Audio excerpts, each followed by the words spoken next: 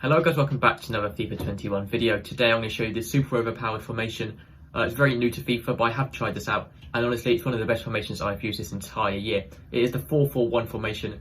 Now, I know a lot of people don't use this formation at all, but honestly I do recommend giving it a go. It is such an overpowered formation. It's just so well all rounded, really very balanced, both the centre forward and striker. It is a very solid formation to use. I've won so many more games than I was before using this formation, so I do recommend trying it out, and I'm going to show you the best custom tactics and play instructions to get the most out of this formation now. So make sure to subscribe, it really helps me out, really helps the channel grow, and I'm not going to waste any more of your time and get into the custom tactics. My defensive style is balanced. That's sort of just personal preference. I recommend most people to use balanced, but if you do prefer playing on press, use press after possession loss. Apart from that, I don't really use anything else apart from balance or press after possession loss. It sort of depends on your playstyle. If you're not sure which one to go with, I do recommend maybe trying both, but in general, probably balance is more well-rounded for most people. I have the width on 5. The width I never really changed too much. The max I go to is maybe 6, but personally I prefer to use 5.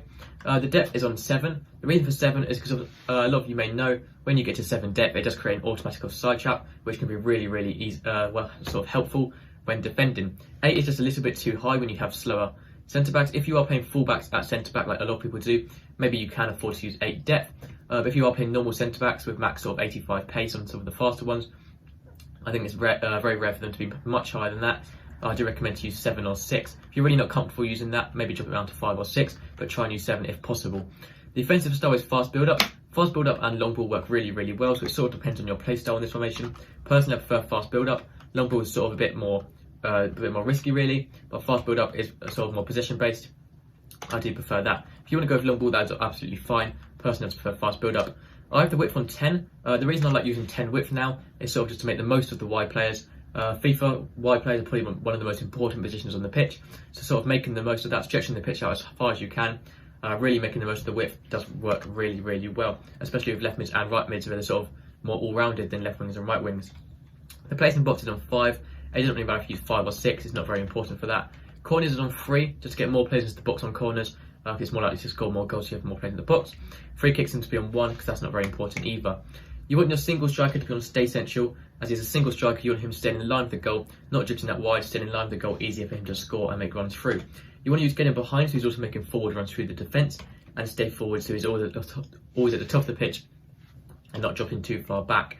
For your centre forward, I recommend doing the exact same. They do have the exact same custom tactics as a striker would, which is why it's very useful. I like using stay central, getting behind and stay forward as well, for the exact same reason as the striker. Sort of like a second striker, helping out the striker is very useful when attacking.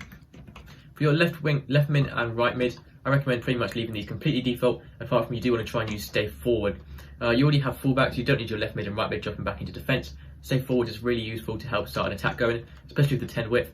It can be really easy to get to the ball to them, especially with fast build up as well. So both your left mid and right mid, leave them pretty much completely default, apart from just put stay forward on, and that is everything.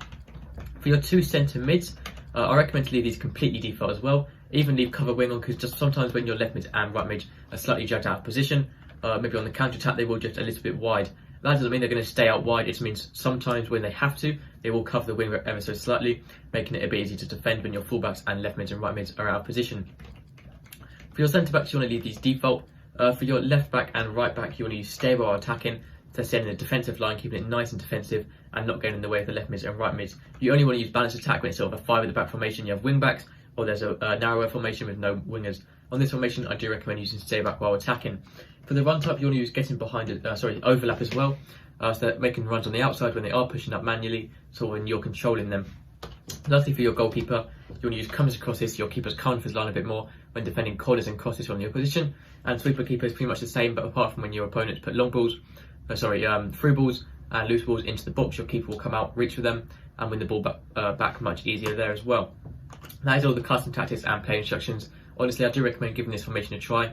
4-4-1-1 is honestly such a good formation. It used to be pretty much terrible in the game, no one used to use it. Post-patch, for some reason something's changed about it, and it's just so much better than it used to be. So I do recommend giving it a go if you haven't already. That is everything for this video. Make sure to subscribe, it really helps me out, and I'll see you next time. Goodbye.